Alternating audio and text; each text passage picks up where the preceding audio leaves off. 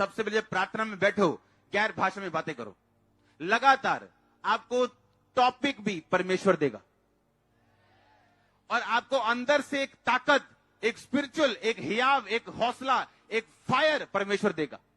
और जब फिर आप शैतान को डांटोगे, क्योंकि पानी हिल चुका है, अनॉइंटिंग हिल चुकी, ऐसे काम जल्दी होते हैं।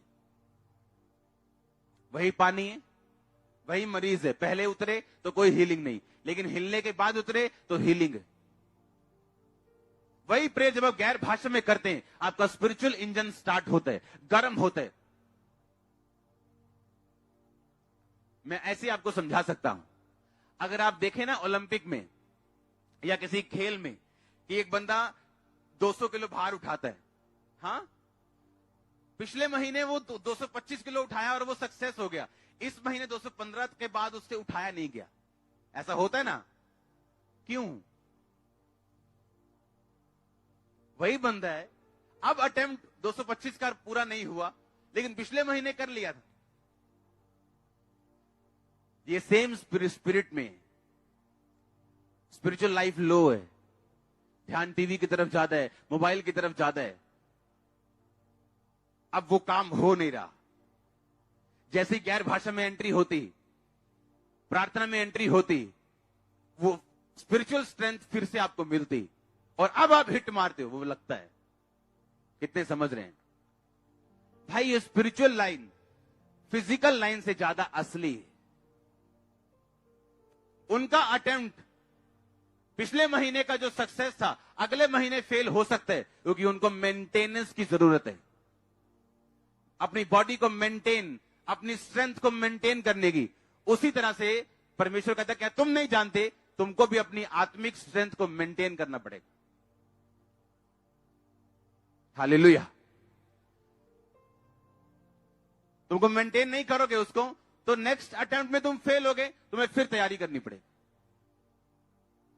गैर भाषा आपका एक हथियार है, आपका हथियार है ये। परमेश्वर ने आपको एक एंटरटेनमेंट के लिए नहीं दिया। गैर भाषा के जरिए परमेश्वर, बाइबल बोलती है, प्रोफेटिक वर्ड आपकी लाइफ में रिलीज करता है, आपकी अगुवाई करता है। कहां जाना है, कहां नहीं जाना, वो आप एकदम से सब कुछ नहीं होगा, लेकिन डे बाय डे आप इसमें परिपक्व और मैच्योर होते जाएंगे। और जैसे आप गैर भाषा को एक दिनचर्या का बना लेंगे, आपको मालूम होगा कि हर great anointed man of God घंटों रोज गैर भाषा में प्रार्थना करता है। ये उसकी अनॉइंटिंग का सीक्रेट है। हालेलुया। जो प्रॉफिट, जो मैन ऑफ गॉड प्रार्थना के वचन, प्रार्थना के जीवन को महत्व नहीं देता और सिर्फ प्रोफेसी, हीलिंग के बारे में बात करे, वो जेन्युइन नहीं है। क्योंकि हर major man of God Bible में अपनी प्रेयर के द्वारा जाना गया है, अपनी प्रेयर लाइफ के द्वारा, परमेश्वर के सामने खड़े रहने के द्वारा। कितने मेरी बात को समझ रहे हैं? आपको फैसला करना है, मुझे प्रेयर करनी है, गैर भाषा में करनी, कैसे अपने स्पिरिचुअल इंजन को गर्म रखना है, कैसे मेंटेन रखना है। क्योंकि जो कुछ शैतान ने छीना भाई, ये अपने आप वापस नहीं आएगा। ना रोने से आएगा, ना परमेश्वर को कंप्लेंट करने से आएगा, ना सिर्फ ऊपर मुंह उठाने से, प्रभु को कुछ कहने से आएगा। ये फाइट करने से, ये लड़ने से वापस आएगा। हालेलुया। परमेश्वर का कोई दास, भविष्यद्वक्ता उस राजा के पास आके बोल सकता था, ए तूने परमेश्वर के भवन के पात्रों से दारू पी, अब तेरे साथ ऐसा होगा। लेकिन परमेश्वर ने गैर भाषा ही वहां प्रकट क्यों की? ये हमारे लिए मैसेज था कि गैर भाषा जब प्रकट होगी तो शैतान का छीना हुआ वापिस आएगा।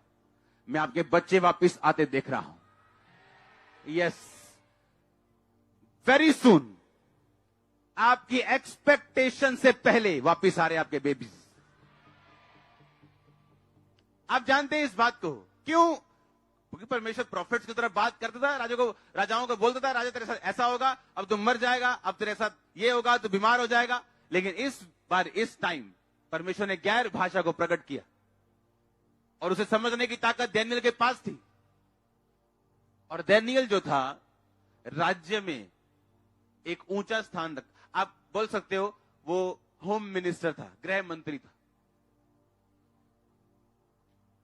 आप समझ रहे? गृह मंत्री के पास ऐसे सिर खुजाने के भी टाइम नहीं होता है, इतना बिजी होता है वो। देश का हर मामला उसके पास होता है।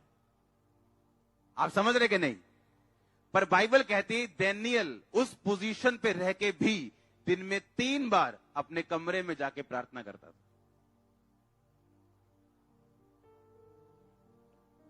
3 टाइम, हीलिंग के लिए नहीं, डिलीवरेंस के लिए नहीं, 3 टाइम। दुखी, सुखी, बीमार, चंगा, ये सब साइड पे हो जाता है जब आप परमेश्वर के साथ आपका संबंध पक्का बन जाता है।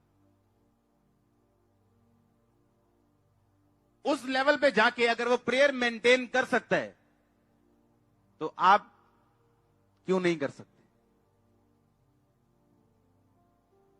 हालेलुया। एक दिहाड़ी वाला भी 1 घंटे की लंच ब्रेक लेता है कि नहीं लेता? और 10 मिनट में खाना खा के आप 45 मिनट प्रेयर पे बैठ सकते हैं। पर अगर ध्यान नहीं है तो कोई कुछ नहीं कर सकता, कोई कुछ नहीं कर सकता आपका। फिर अगर प्रभु की ग्रेस आप पे हो, आपका बॉस आपको स्पेशल आधा घंटा और दे सकता है दोपहर को प्रेयर करने के लिए, पर आपने कभी बात नहीं की होगी अपने बॉस से। जब परमेश्वर दूसरे नंबर पे रहेगा, हम खुद ही धक्के खाते फिरेंगे लाइफ में और सोचेंगे लाइफ इज ए स्ट्रगल। क्या बाइबल ऐसा कहती है लाइफ इज ए स्ट्रगल? परमेश्वर कहता है मैं कहता हूं आनंदित रहो, मैं फिर कहता हूं आनंदित रहो। ये उसका प्लान है। और होगा कैसे? बिब्लिकल वे से, बाइबल के तरीकों से। आज ठंड बड़ी है जी, मैं चर्च नहीं आया, मेरा बच्चा बड़ा छोटा सी जी, मैं चर्च नहीं आया। क्या बहाने हैं हमारे पास? अगर पंजाब में ठंड, गर्मी और बारिश रोकेगी तो आप 3 महीने 3.5 महीने घर रहोगे।